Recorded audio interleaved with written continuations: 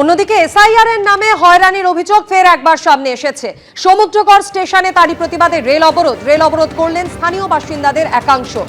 Rail স্টেশনে প্রবল বিক্ষোভ।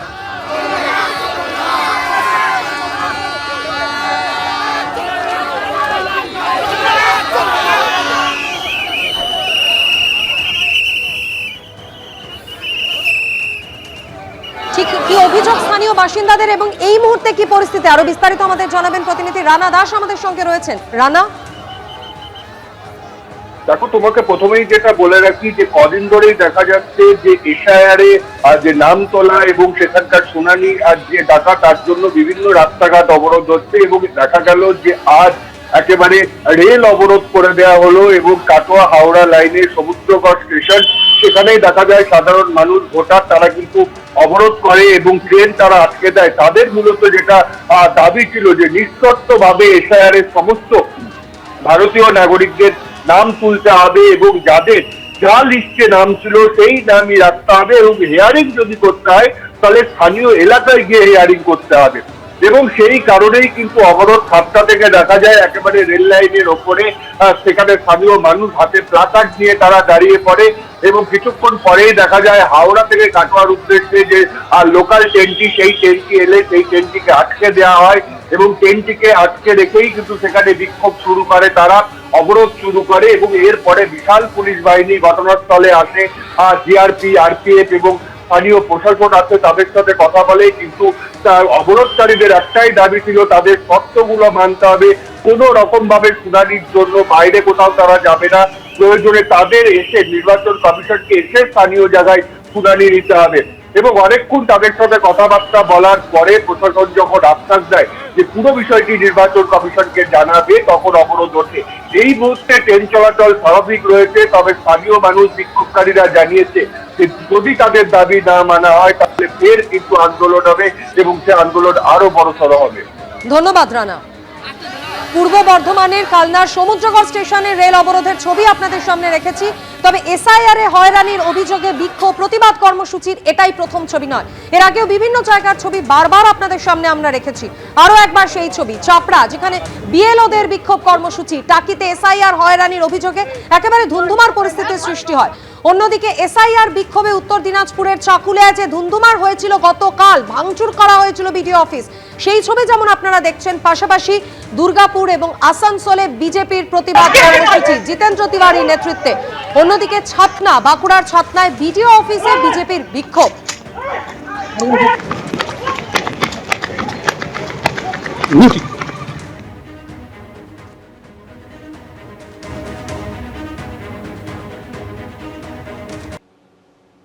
ফর্ম 7 জমা দেওয়া নিয়ে বৃহস্পতিবারও একাধিক জায়গায় বিক্ষোভ দেখায় বিজেপি। ছাতনায় বিডিও অফিসে বিজেপি বিধায়ক ফর্ম 7 নিয়ে যেতেই শুরু হয় গন্ডগোল।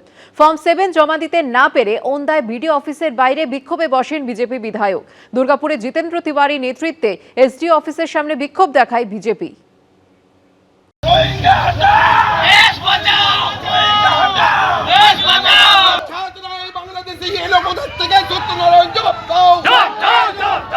স্লোগান পাল্টা স্লোগান, বাকযুদ্ধ ধস্তাধস্তি। ফর্ম 7 জমা দেয়া নিয়ে বাঁকুড়ার ছাতনায় এভাবেই সম্মুখ সমরে নামল তৃণমূল বিজেপি। এই দিন ছাতনার বিজেপি বিধায়ক সত্যনারায়ণ মুখোপাধ্যায়ের নেতৃত্বে প্রচুর ফর্ম 7 নিয়ে ছাতনা বিডিও অফিসে আসেন বিজেপি কর্মীরা। বিজেপির অভিযোগ, সেখানেই তাদের উপর চড়াও হয় তৃণমূল কর্মীরা।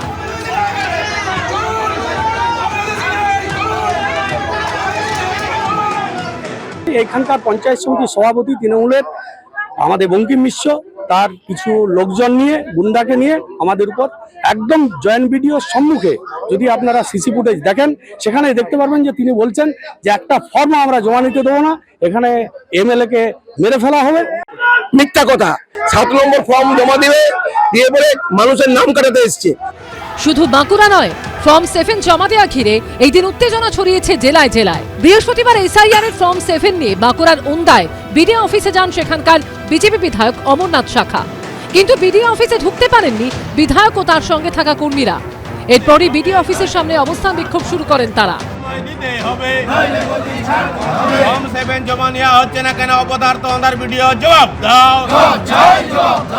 ফর্ম 7 নিয়ে সারা পশ্চিমবঙ্গে সমস্যা তৈরি হয়েছে।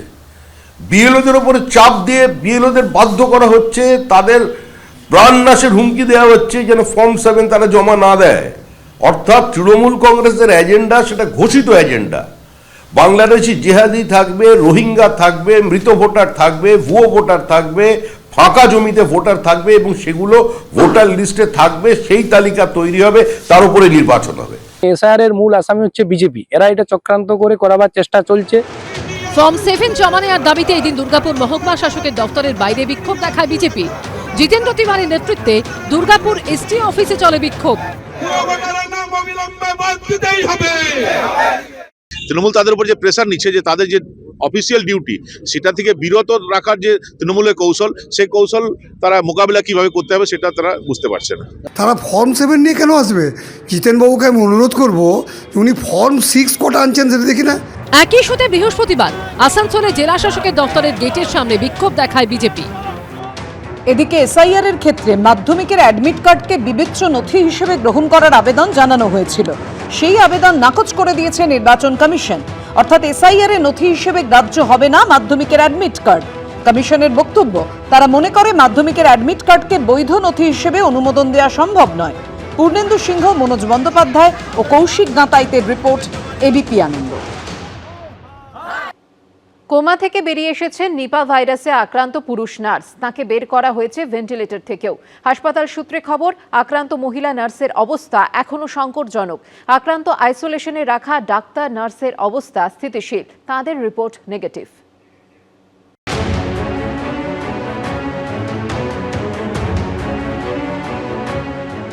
উনিশ বছর পর ফের পশ্চিমবঙ্গে নিপা ভাইরাসের সংক্রমণ দেখা গেছে। সাধারণ মানুষ থেকে চিকিৎসক মহলে বেড়েছে উদ্বেগ। রাজ্য জুড়ে নিপা উদ্বেগের মধ্যেই কিছুটা স্বস্তির খবর মিলল বৃহস্পতিবার। চিকিৎসায় সাড়া দিচ্ছেন নিপা ভাইরাসে আক্রান্ত পুরুষ নার্স।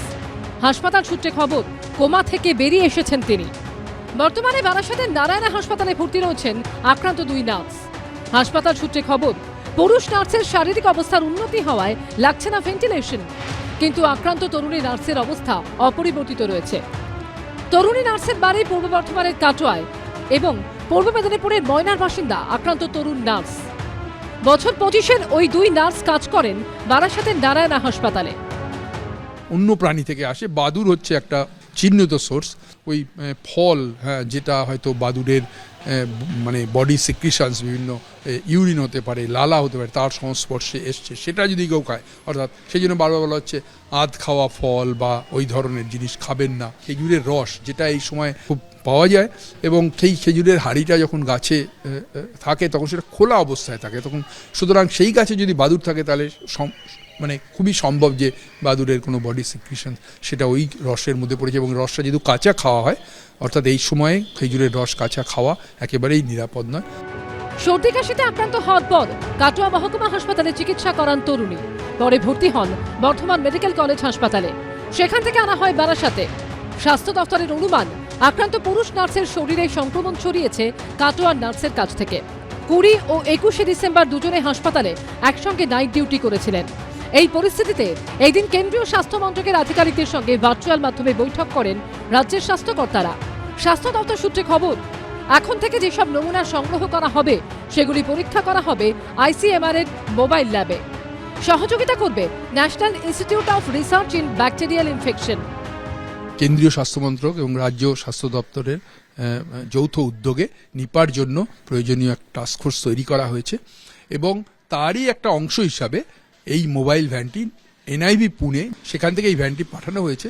এই প্রাণঘাতী এবং সংক্রামক অসুখের জন্য যে ল্যাবরেটরি ব্যবহার করা হয়, যাকে বলে BSL-3 ল্যাবরেটরি, স্যাম্পলটাকে মানে যাকে বলে আনপ্যাক করা, খোলা, এবং তারপরে সেই স্যাম্পলটাকে বিভিন্ন ভাগে ভাগ করা প্রয়োজনীয় টেস্টের জন্য। এই কাজটা, এটা হচ্ছে সবচেয়ে সংক্রামক পর্যায়ে, কারণ তখন স্যাম্পলটার থেকে অসুখটা ছড়াতে পারে। সেই কাজটা BSL-3 ল্যাবরেটরির মধ্যে করতে হবে। বেলেঘাটা আইডি সূত্রে খবর, এই হাসপাতালে নিপায় আক্রান্ত সন্দেহে আইসোলেশনে রাখা ডাক্তার ও নার্সের অবস্থা স্থিতিশীল। তাদের দুজনেরই রিপোর্ট নেগেটিভ।